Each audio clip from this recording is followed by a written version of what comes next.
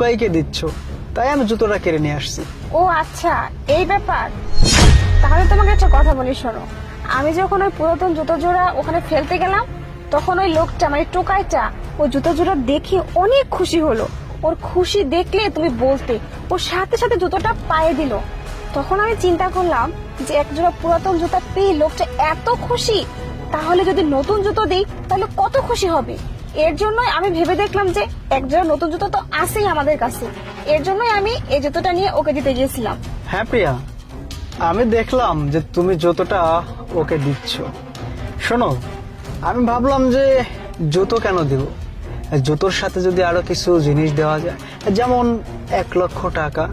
আমি তোমার এই জুতোর বাক্সের ভিতরে না 1,00,000 টাকা দিয়ে দিছি। তুমি জুতোটা ওকে দাও, দেখবা খুশি হবে। ও আচ্ছা, তুমি এত দূর চিন্তা করছো। আমি তো শুধু এতটুকু চিন্তা করছিলাম যে নতুন জুতা দিলে ওই লোকটা অনেক খুশি হবে, আর তুমি এর থেকেও বেশি কিছু চিন্তা করছো। তুমি সাথে টাকা দিছো যেন নতুন পোশাক আশাক কিনতে পারে, ও আর অনেক ভালোভাবে চলতে পারে, তাই না?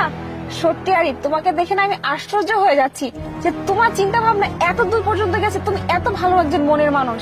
সমস্যা নেই, আমি ওকে এক্ষুনি এটা দিয়ে আসতেছি। ঠিক আছে, যাও। আচ্ছা,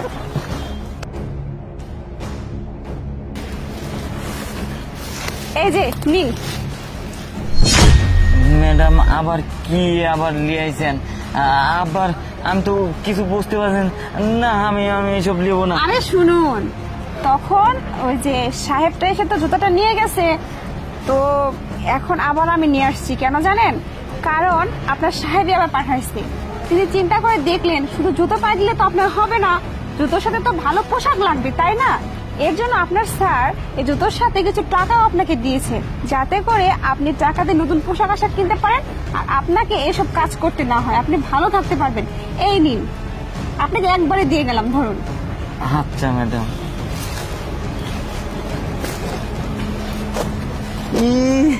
কত টাকা!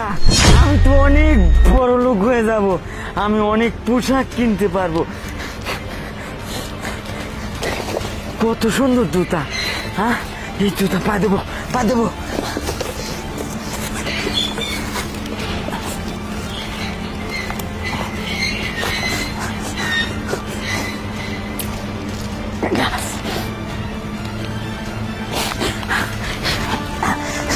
জুতা, কত সুন্দর জুতা!